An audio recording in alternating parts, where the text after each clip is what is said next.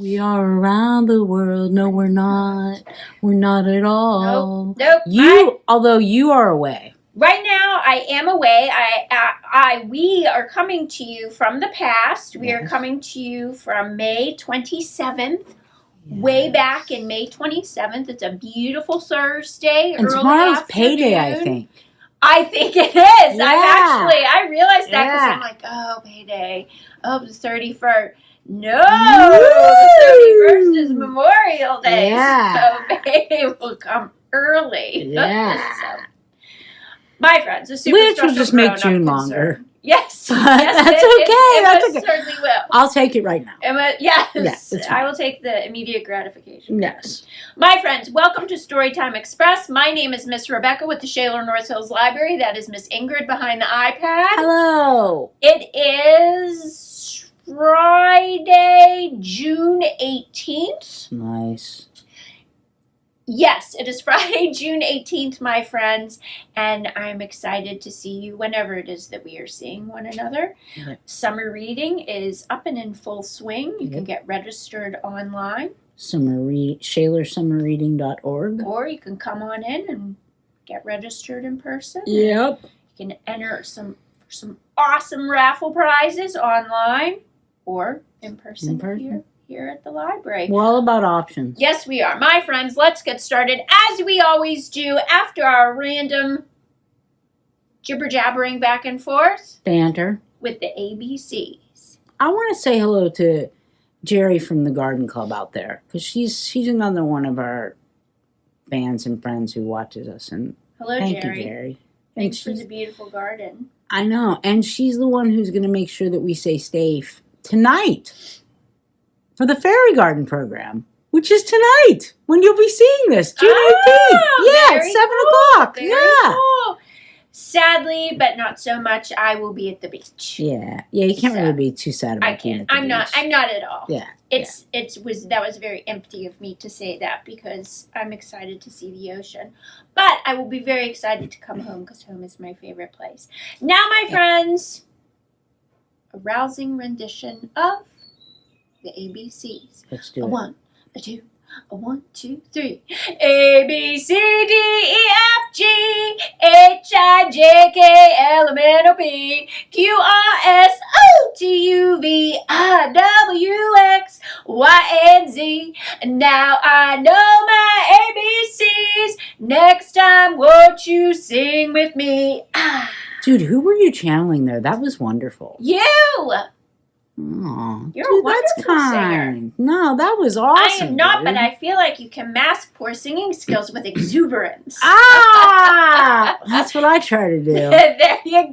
That's what I try to do. Now, almost more importantly for me, are numbers. We're going to start with 0, 1, 2, 3, 4, 5, 6, 7, 8, 9, 10.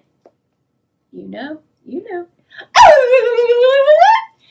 We are now going to count backwards from 10, 9, 8, 7, 6, 5, 4, 3, 2, 1, 0. Bust out those rockets.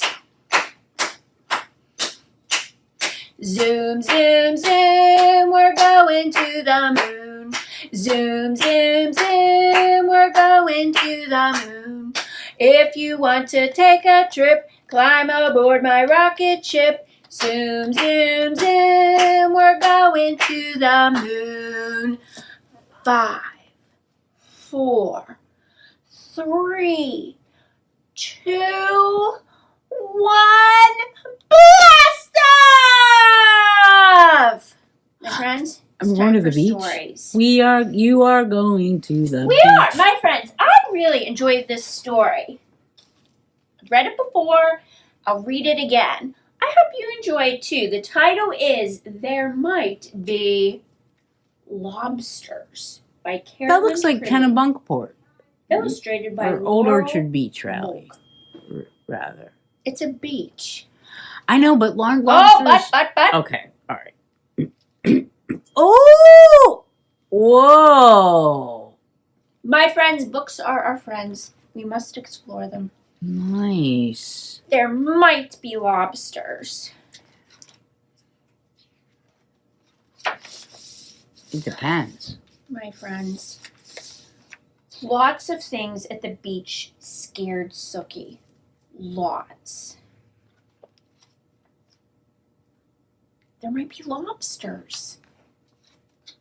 Come on, Sookie, you can do it, said Eleanor. She stood at the bottom of the stairs to the beach and waved to Sookie. But Sookie was just a small dog. And the stairs were big and sandy, and she hadn't had lunch yet, and her foot hurt a little bit, and she might get a shell stuck up her nose, and she might tumble down on her head and then decide she needed stitches, and besides, there might be lobsters. So Sookie sat at the top of the stairs with Chunkamunka by her side. There's Chunkamunka. Oh, all right, said Eleanor.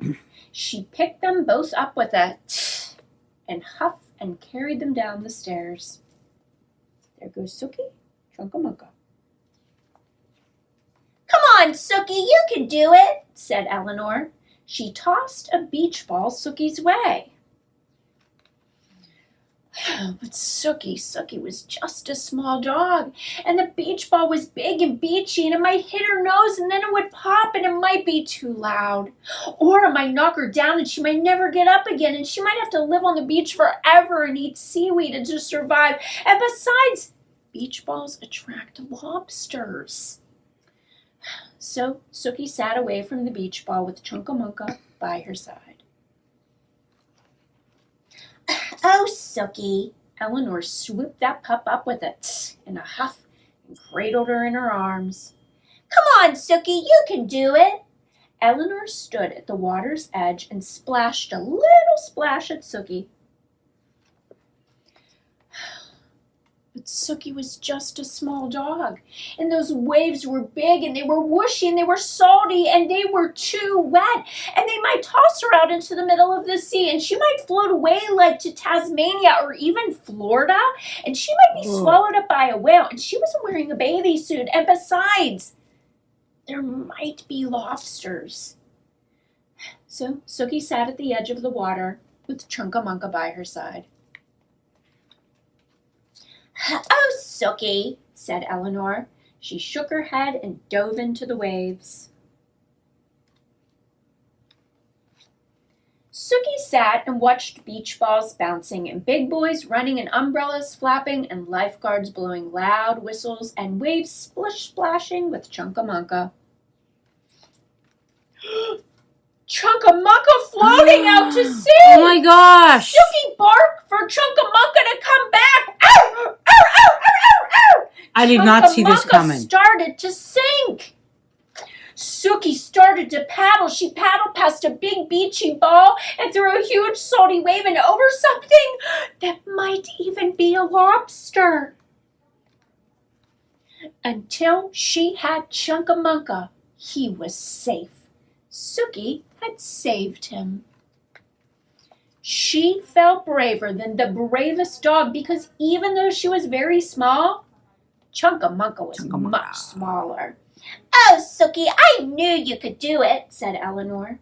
She picked them both up with a yay and a hooray and swung them very gently in the air. Sookie sat in the sandy sand with the wavy waves and watched for lobsters with Chunkamunka by her side. And they didn't see one all day. That was awesome. I really enjoyed their I totally did not see that coming. Nice listening. Let's cruise into our next book. Yep. The title is Atlantic by Brian G. Cross. I am right now at the Atlantic Ocean. Yes, you are. There you are. Atlantic.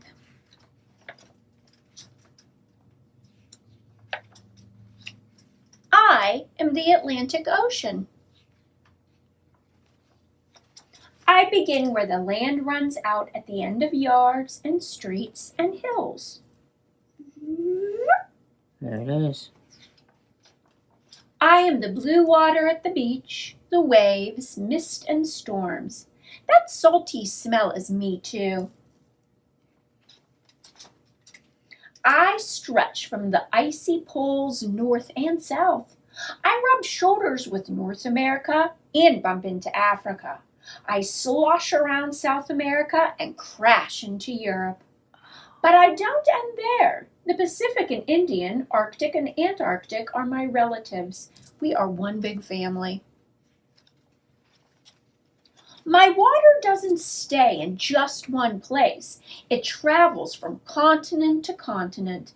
So that iceberg floating past someone's window one day will sometime find itself lapping at your toes on a warm sandy beach.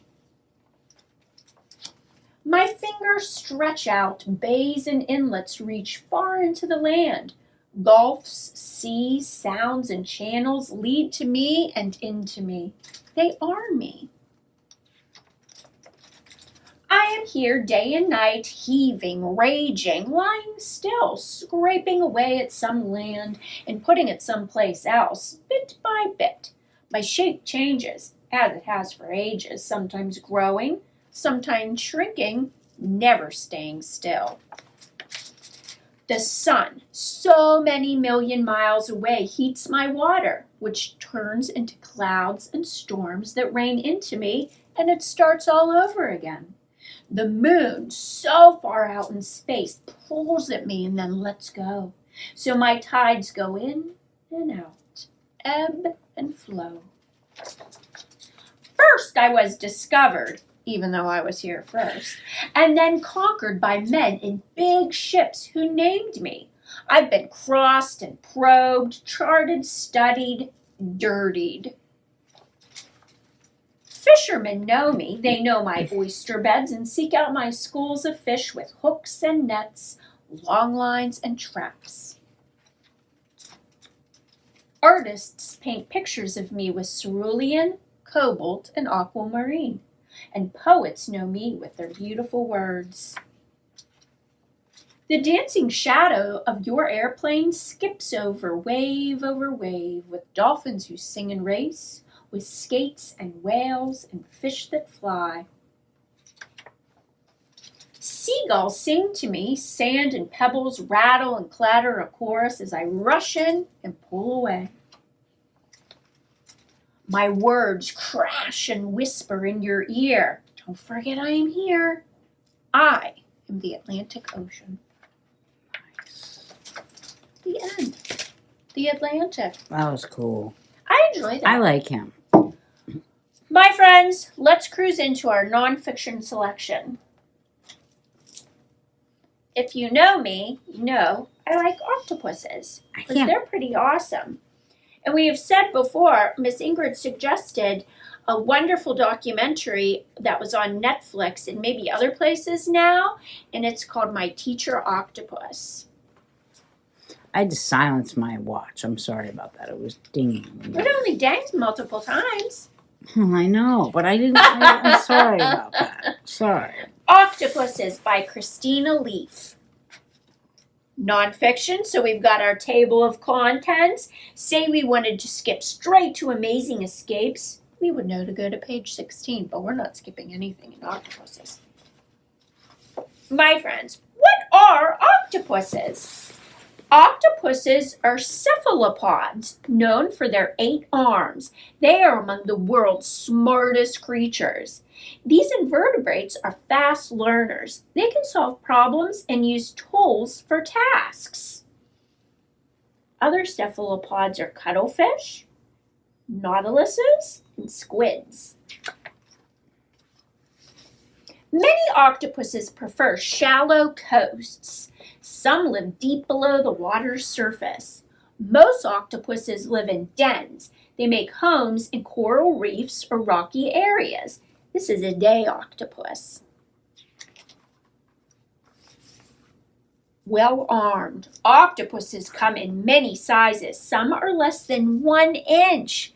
this tiny. So crazy. The largest can stretch 30 feet from arm to arm. That's gigundo. That's like 5 of us. See, here's the smallest. Wow. And look, here's the giantest.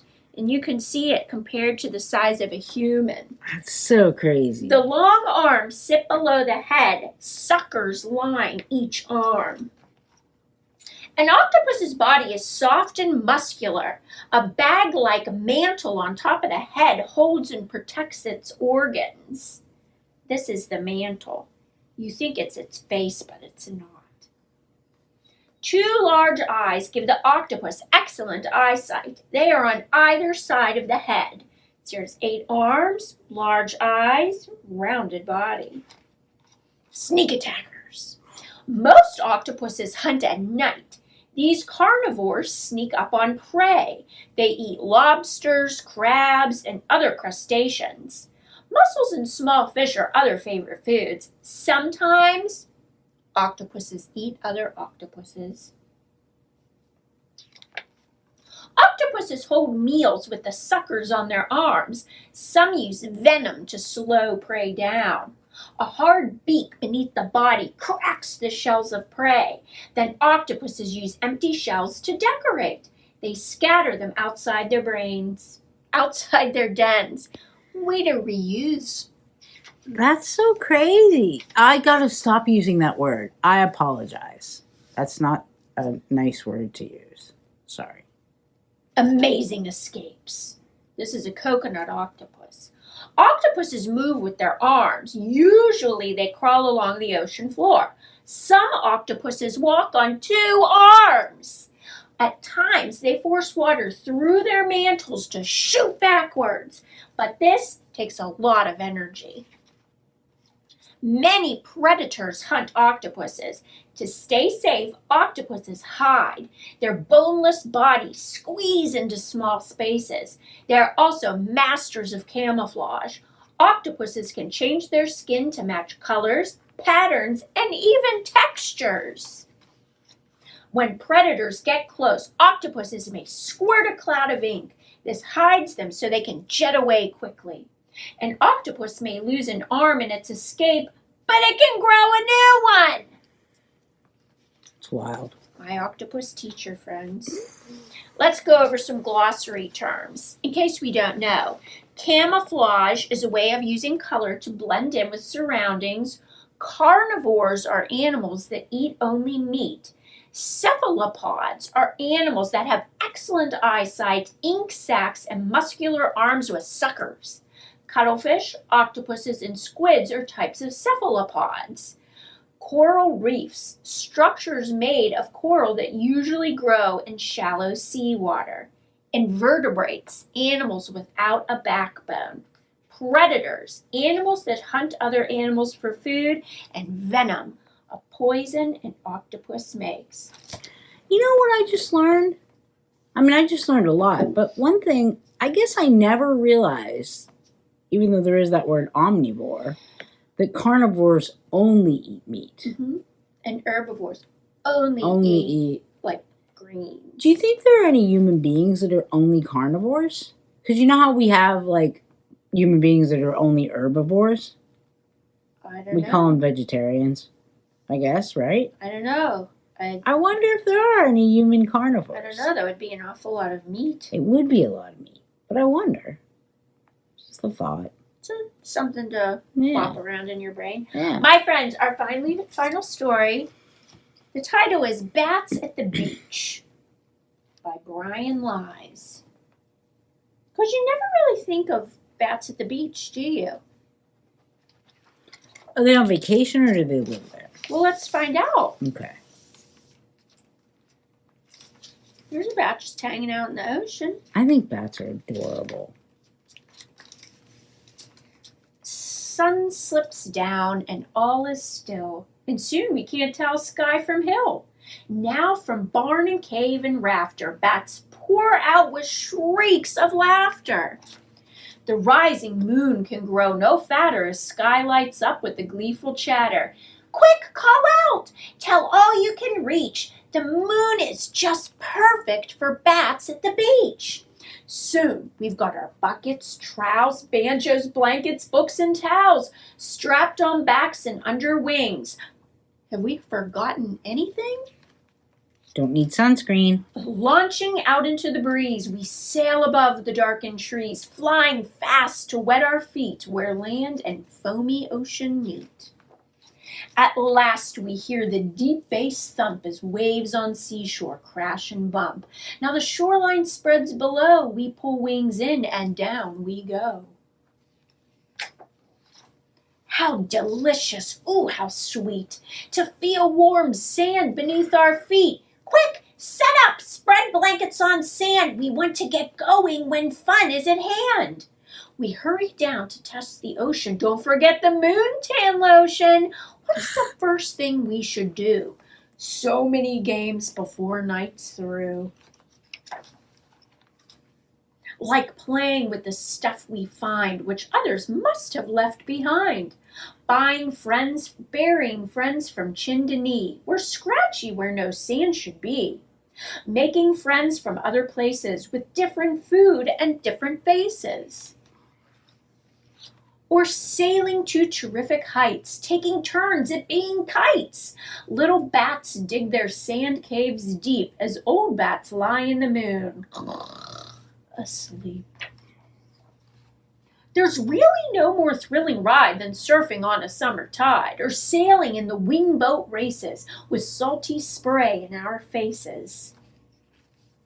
Now it's munch time, what to eat? Baskets grown with yummy treats, beetles, ants, and milkweed bugs, crickets, moth, and pickled slugs. Damselflies or salted skeeters, no room here for picky eaters. Bug mellows toast on slender sticks. Oh my gosh. Do their ocean tricks. That's crazy. Oh, stop it. I gotta stop using that word. I apologize. Look at that. That is the neatest little picture I've ever seen. And later on, though stomachs hurt, we'll try the snack bar for dessert. Oh. Quick, don't miss it. The old bats are singing the bat songs that they learned when they were first winging. Music rolls on, but no more games. As embers pop within the flames, little ones climb onto leathery lap, determined to rest, but not to nap. Then east sky purples. Ooh, sun is coming. A last few notes of banjos strumming bring our beach night to an end. So say farewell to newfound friends. Pack our things up, shake the sand out. Give the noisy gulls a handout. Quick, let's go, let's fly away. We've got to be home before it's day. True. Flutter homeward, drained and weary. Small bats doze off, tired and teary. Daybirds start to chirp and peep, now back to crack and crevice creep. We sigh and snuggle close together to dream about the moony weather. Shh, now sleep. The moon's out of reach. The night was just perfect for bats at the beach. I wonder if you'll see any bats. I don't know. Look, it's on the cover. That's so neat. Miss Rebecca, I know that you and we're kind of early to bed people. When you go to the beach and you're on vacation, would you stay up at night and like take walks on the beach and things like that, or? Not usually. Not usually. I just wondered. Yeah. I really love morning time. Yeah. Because then I can see the sunrise over the ocean horizon. Yeah, that's cool. That's pretty cool. That's cool. My friends, shut your eyes. Okay. If you have a long sleeve, pull it up. Get out your make-believe stamper. Put it in your make-believe ink. What do you want? Do you want a bat? Do you want an ocean? Do you want the water cycle? Do you want a lobster? Or maybe Sookie the puppy? A bug marshmallow? I know what I want. Or a bug marshmallow. Putting it in. Putting it on. I've got an octopus. My friends, thank you so much for spending your precious time with us, and we'll see you next time. Goodbye. Bye, Miss Rebecca.